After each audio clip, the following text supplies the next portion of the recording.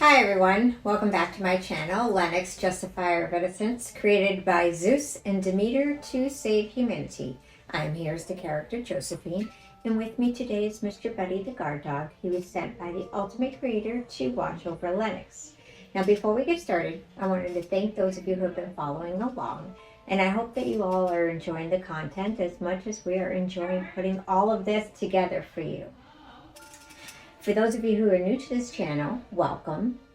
And just to give you a little bit of insight as to what this channel is about, this channel is a fantasy justice channel where superheroes and mythological gods unite in the fight to get justice for the innocent and save humanity, restoring the balance of good and evil. It is designed so that you can listen to it like an audiobook, or you can watch and enjoy the images, the artwork, and the dramatizations. That is to assist you in imagining the story like a picture book. This channel piggybacks off of the book series titled Lenox Justifier of Innocence, the first of many, which is available at all major booksellers, including Amazon. Some, if not all of the topics, are sensitive in nature, and some may trigger an emotional response, so I did want to forewarn you on that. Though the majority of the stories are loosely based on real-world occurrences, the characters are fictitious. The names of the places of the people in these true stories have been changed or altered in ways in order to protect the identities of those involved, and the justice is carried out in imagination, creativity, and fantasy. Now in today's story, we are going to be continuing the story of the enslavement of Miss Brittany Spears.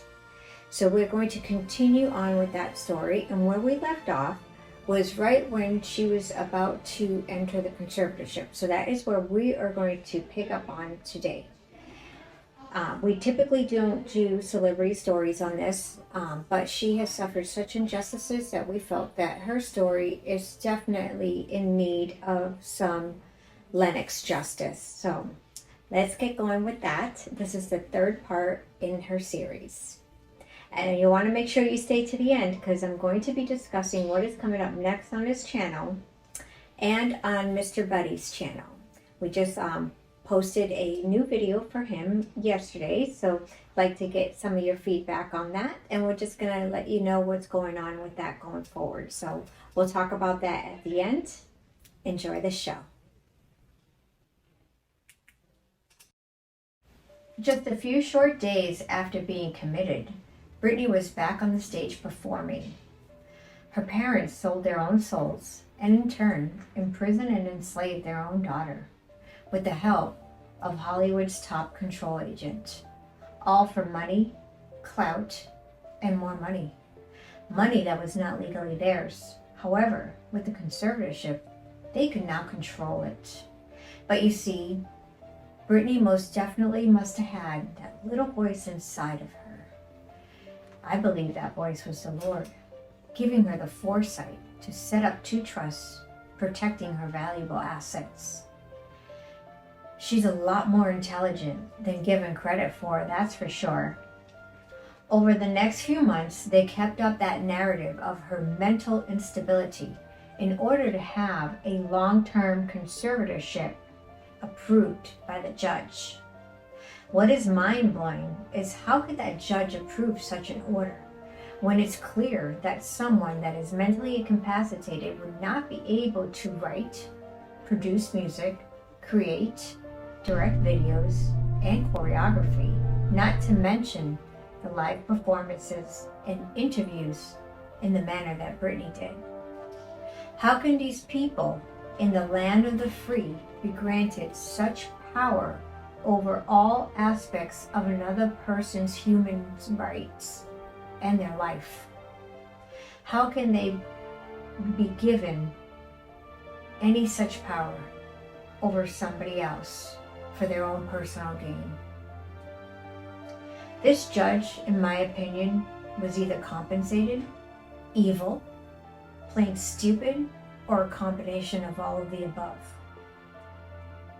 But worst of all, her father. Her own father and her mother. Oh, but wait. Then comes a page right out of the Elvis enslavement book, The Las Vegas Residency, where she was forced to perform constantly, without a break, with little to no compensation. She couldn't even buy her own tampons or pack of gum on her own. Though she was generating millions of dollars, she was forced to beg for her own money whenever she needed something. She was not allowed to have real bonding time with her children, any friends, or a proper mate.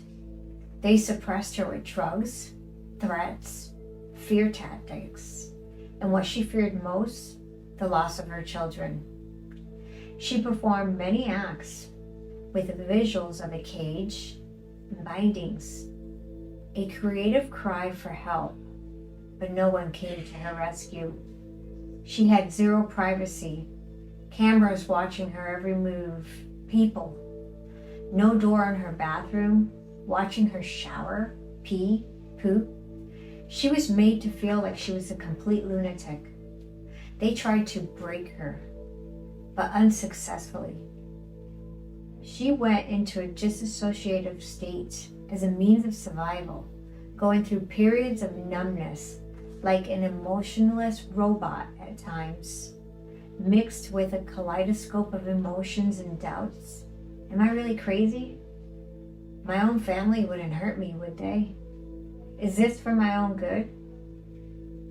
It's for the health and safety of my children, but I would never do anything to hurt them or jeopardize them in any way. She had so much self-doubt, but that little voice was still in there. Keep hanging on, it would whisper. On her knees, she would pray and pray, begging for the Lord to free her. And just when she was about to lose all what was left of her hope and her faith, losing her complete self, the noise grew louder and louder. What is that? She wondered. It was the Lord answering her prayers. The Free Brittany movement.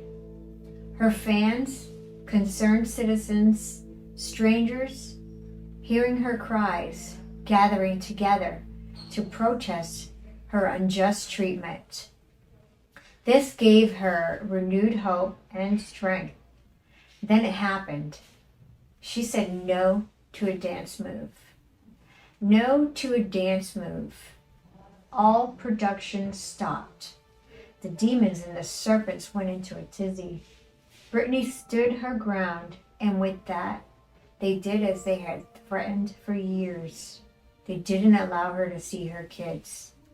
And worse yet, they poisoned their minds against her with the help of that slimy snake. They then forced her to lie to the public, stating that she just needed to take a break, get some rest. They wanted to cover up the fact that they were locking her up in an institution where they would be pumping her with more aggressive drugs against her will. It was their last-ditch effort to gain complete control over her for good. We must hurry, they said. Find a way to gain access to her trusts so we can funnel the money out. We're running out of time. Use the little sister. She's selfish, petty little brat, always jealous and full of envy of her sister's success and beauty. Use that, and she will gladly do it. There Britt was, locked up, drugged, almost completely broken, praying and praying, about to lose her faith. She had lost all faith in humanity and almost lost her faith in the Lord. When your own family hurts you so deeply, it makes you question everything.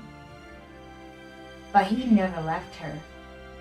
The public, her fans, YouTubers around the world all banded together to expose the living hell these beasts had her in.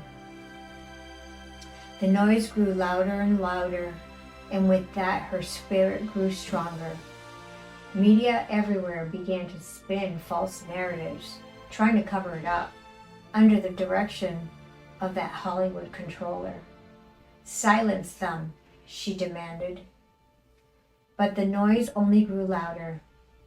This ended up gaining global attention, and creators everywhere were telling her story. And it worked. It got the attention of Amalia.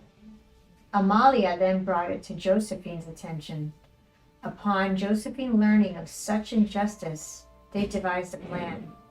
Lenox would be going to free Brittany, to get justice for all that they have done to her, and give her time to repair the bond with her kids. Josephine said to Amalia, I need you to start researching. We have a pop princess to save. Josephine, have you seen what's all over the news? We need to help. I agree. Start gathering information that we need. I'm on it. It's time to get some justice. Let's go get them, Lenox. So that is going to conclude today's episode. Now, in the next episode, we are going to be going into the fantasy justice portion of it, where Lenox is going to go to free Brittany and get justice and bring all those perpetrators and evildoers to justice for what they have done. So this is where we have a little bit of fun with the fantasy. Now, Lenox, I have been doing most of the story times in the Josephine costume because I am reconstructing the Lenox costume just as we're reconstructing the Alexa costume. That's why you haven't seen her as much. So in the next few weeks now, I got everything finally came in that I need to finish off those costumes. So Alexa's costume's almost completely done, and I got everything that I need to finish the new Lenox costume. It's going to be similar but better, easier to move around in, and where we can do more action scenes without having to worry about the prototype costume ripping or coming off. So that is where we're at with that. So you have that to look forward to. I think it's going to come out really nice, so it'll be interesting for you guys to see it. And we're going to continue to put some more music and videos for Mr. Buddy over here. I hope you guys are enjoying that. So we will see you in a couple of days. Thank you guys again so much for watching. I hope that you have an amazing rest of your week. We'll see you in a few days. Until then, please take care of yourselves, take care of your kids, and God bless.